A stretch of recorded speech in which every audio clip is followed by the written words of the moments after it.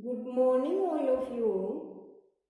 आज हम विधान परिषद का गठन व शक्तियों के बारे में अध्ययन करेंगे।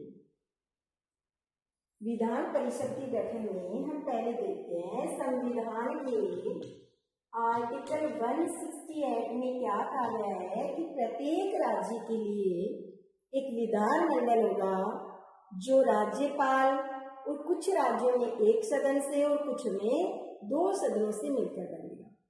जहाँ 2 सदन होंगे वहाँ कौन कौन से होंगे? एक विधान सभा होगा और दूसरा विधान परिषद होगी। अब विधान परिषद के सृजन और समाप्ति का अधिकार है वो किसको है? उस राज्य की विधानसभा और संसद को है कि विधानसभा विधान परिषद की सृजन और समाप्ति की सिफारिश संसद से करती है। संसद विधि के द्वारा विधान परिषद का सृजन व समाप्ति करती है।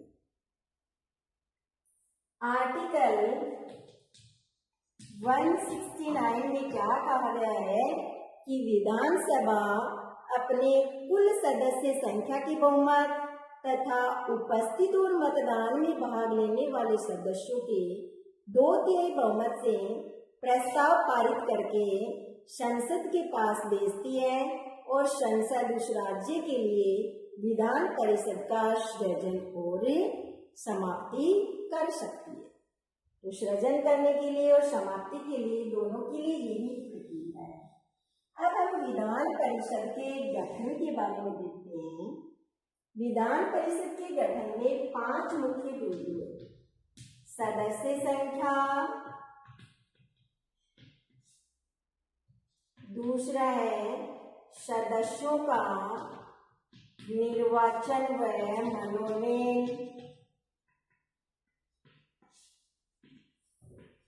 तीसरा है सदस्यों की योग्यताएं, चौथा है कार्यकाल और 5वां है पदाधिकारी। ये 5 मुख्य बिंदु है जिनसे विधान परिषद का गठन होता है। अब हम सबसे पहले देखते हैं सदस्य संख्या के बारे में। तो संविधान में ये व्यवस्था की गई है कि विधान परिषद की अधिकतम सदस्य संख्या कितनी होनी चाहिए? उस राज्य की विधानसभा की कुल सदस्य संख्या का 1/3 सदस्य।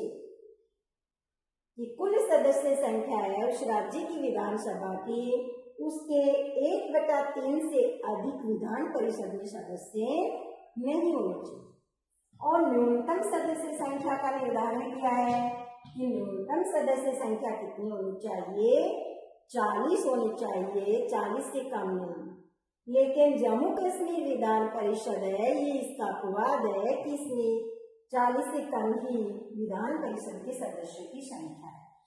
ये सदस्य संख्या की बात हुई कि विधान परिषद में कितने सदस्य हो सकते हैं कि अधिकतम विधानसभा के सदस्य संख्या के 1/3 हो सकते हैं, इससे ज्यादा नहीं, और न्यूनतम 40 हो सकते हैं।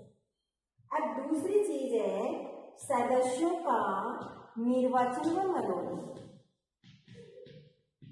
कि विधान परिषद में 2 तरह के सदस्य होते हैं, एक निर्वाचित होते हैं और एक मनोनीत होते हैं।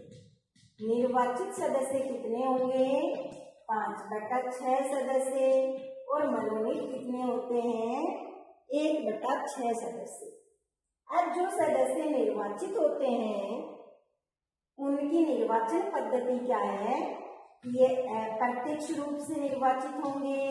इस मत पद्धति द्वारा होंगे आनुपातिक प्रतिनिधित्व की एकल संक्रमणीय मत पद्धति से।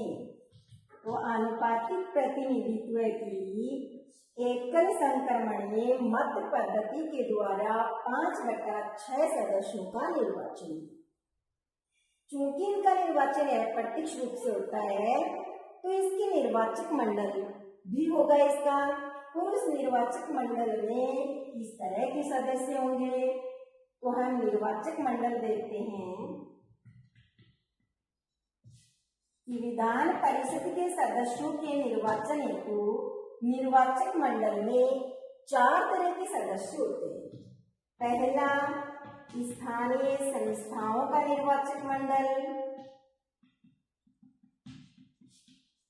दूसरा, विधानसभा सदस्यों का निर्वाचक मंडल। विधानसभा सदस्यों का निर्वाचक मंडल। तीसरा है स्नातकों का निर्वाचक मंडल। और चौथा है अध्यापकों का निर्वाचक मंडल। ये 4 तरह के सदस्य मिलकर के विधान परिषद के सदस्यों का निर्वाचन करते हैं। अब सबसे पहले हम देखते हैं स्थानीय संस्थाओं के निर्वाचक मंडल है वो कितने सदस्यों का निर्वाचन करेंगे। तो विधान परिषद की कुल सदस्य संख्या के 1/3 सदस्यों का निर्वाचन कौन करेंगे? स्थानीय संस्थाओं का निर्वाचक मंडल। स्थानीय संस्था जैसे उस राज्य की नगर पालिका है या जिला परिषद है, उनके सदस्य हैं वो 1/3 सदस्यों का निर्वाचन करेंगे। अब विधानसभा सदस्यों का निर्वाचक मंडल है वो विधान परिषद की कुल सदस्य संख्या के 1/3 सदस्यों का निर्वाचन करेंगे। जो विधानसभा के सदस्य नहीं हो उनको वो निर्वाचित करेंगे। तीसरा है स्नातकों का निर्वाचक मंडल। ये विधान परिषद की कुल सदस्य संख्या के 1/12 सदस्यों का निर्वाचन करेंगे। और कैसे स्नातक होने चाहिए? उस राज्य के निवासी हो, जिस राज्य के लिए विधान परिषद के सदस्यों का निर्वाचन कर रहे हैं, और स्नातक परीक्षा पास किए हुए हो, और वो परीक्षा पास किए हुए हो उनको कम से कम 3 वर्ष हो चुके हो, वो व्यक्ति 1/12 सदस्यों का निर्वाचन करेंगे। अध्यापकों का निर्वाचक मंडल विधान परिषद की कुल सदस्य संख्या के 1/12 सदस्यों का निर्वाचन अध्यापकों का निर्वाचक मंडल करता है, जो उस राज्य के माध्यमिक विद्यालय में या उच्च शिक्षण संस्थान में अध्ययन करवाते हो और अध्ययन करवाते हुए उनको कम से कम 3 वर्ष हो चुके हो, वो 1/12 सदस्यों का निर्वाचन करेंगे। तो ये तो हो गया निर्वाचक मंडल की 5/6 सदस्य जो निर्वाचित होते हैं उनके लिए ये निर्वाचक मंडल जिसमें 4 तरह के सदस्य भाग होते हैं।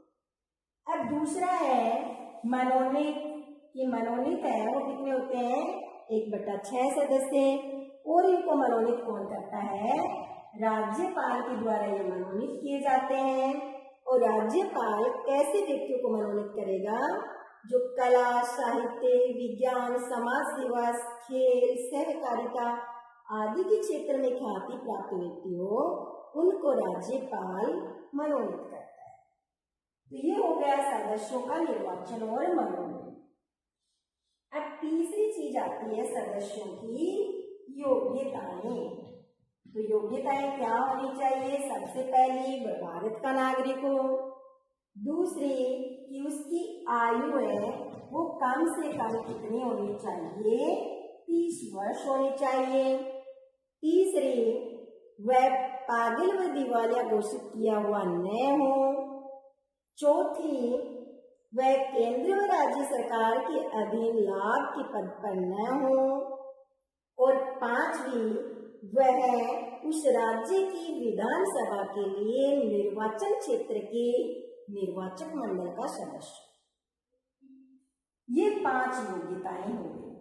अब आता है अगला बिंदु अपना कार्यकाल। क्योंकि विधान परिषद क्या है? एक स्थायी सदन है, इसका कभी विघटन नहीं होता है। राज्यपाल इसे भंग नहीं कर सकता है।